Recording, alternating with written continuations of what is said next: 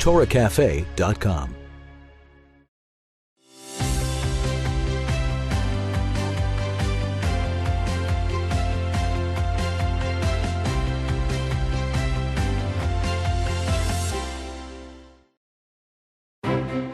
Please welcome the Executive Director of Chabad at Stanford University, Rabbi Dov Greenberg. There was a child named David who from a very early age knew that he had a great character flaw. He would easily and often fly into a rage. He had a terrible temper. He was 10 years old. One evening, his two older brothers go out to play. He asks his parents for permission to join them. They say no. Bedtime. Go to sleep. He flies into a rage. He yells, he shouts. His face turns red. He bolts out of the house, runs to the apple tree, and he starts punching it furiously. Blood is coming out of his fists. His skin is torn open. His father comes out, sends him to his room. An hour later, the mother goes upstairs, calms him, quotes a verse from the Hebrew Bible, from the Torah. He who controls his anger is greater than he who conquers a city. And she says, David, you have more anger and rage in your heart than all of your brothers. But you need to learn how to channel it into some kind of tool for good. Do that. She calmed him, bandaged his wounds. 60 years later, David said that conversation with his mother that evening was the most meaningful conversation he had in his life. For the decades to come, he worked really hard to take this weakness, his core weakness, and channel it into something good. So when he felt rage about something wrong or injustice, he would channel that anger to make something better, to bring blessings to others. He worked really hard. But he made himself strong in his weakest place. And we all know this David. History remembers him as a president of the United States, Dwight David Eisenhower. We are all like this David. We all have a core weakness, a great character flaw.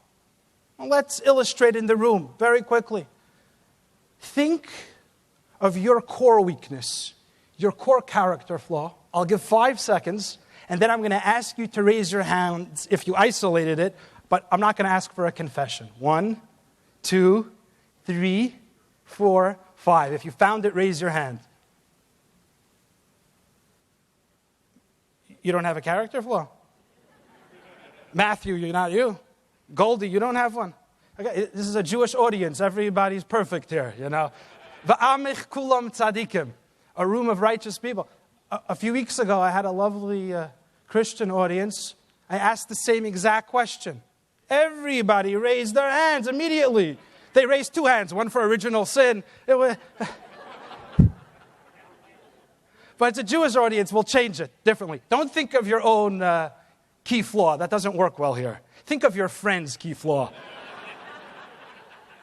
Think of somebody you know well and think of what is their key characteristic that really makes me mishuga.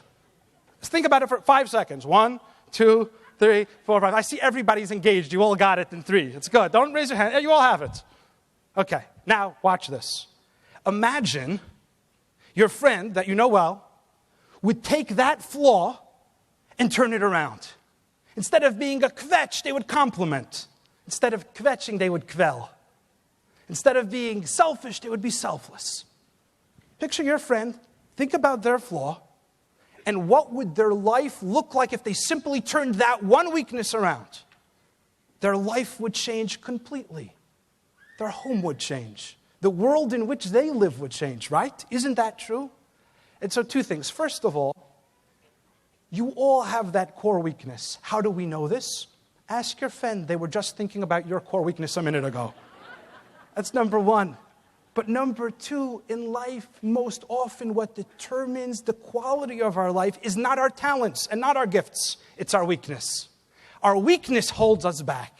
So if we can isolate that one weakness and turn it around, our life changes. Imagine you have this friend, and their core weakness is they kvetch about everything. They're always complaining.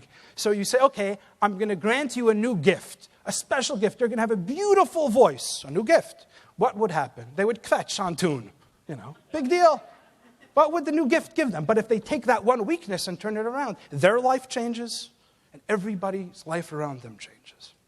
Now, everybody could change. We all could change, and we all could change the moment we decide to change. We are never prisoners of our past. It doesn't matter what we experience. This evening we could say, my core weakness, I'm going to change. And one of the easiest and best ways to do this, it all depends on the story we tell ourselves. Everybody has a story. We all tell ourselves stories. Now, some stories allow us to maximize the gifts and the powers and the talents God gave us.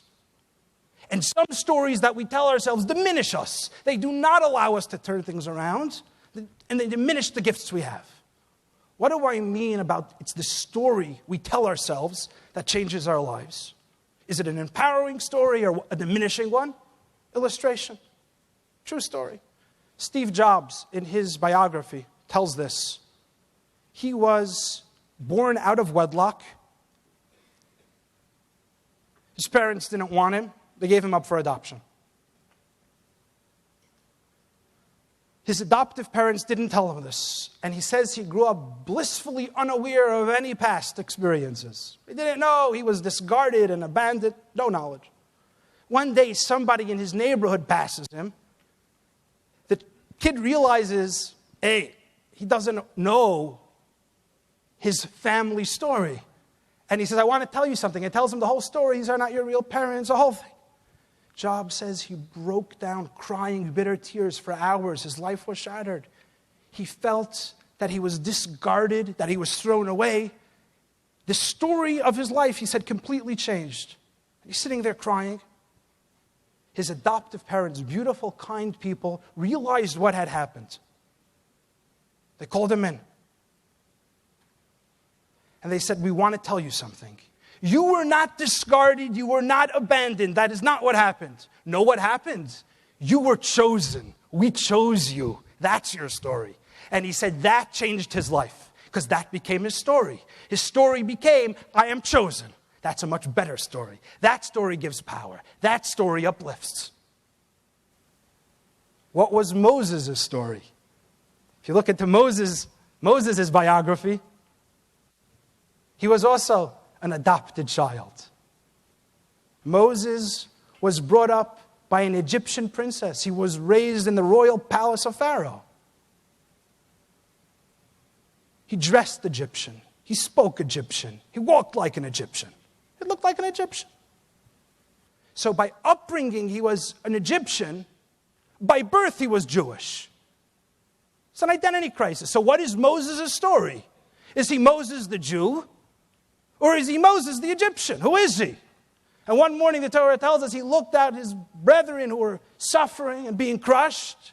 And he said, my story will be I am a Jew and I will do whatever I can to redeem and help redeem my brothers and sisters. And that became his story. What story is true in Moses' life? What story was true with Steve Jobs' life? What narrative is the true story? Which one is the true one? The answer is it depends on what we choose. The story can go either way. If I choose I'm discarded, if I choose these are my problems, then that becomes my life. But if I choose a beautiful story, then that becomes true. And Moses chose that story. The story of being a Jew, of saying I'm going to roll up my sleeves to make a difference. And he changed his life because that became his story. He changed his life and he changed our life. And he changed all of human history. And so we each have the capacity to take our core weakness, our core weak character trait, and turn it around into a blessing. We have the capacity to write stories in our life, new stories, the stories that we determine, that will allow us to bring blessings to the other people and into our environment in which we live. So may we all write outrageously beautiful stories.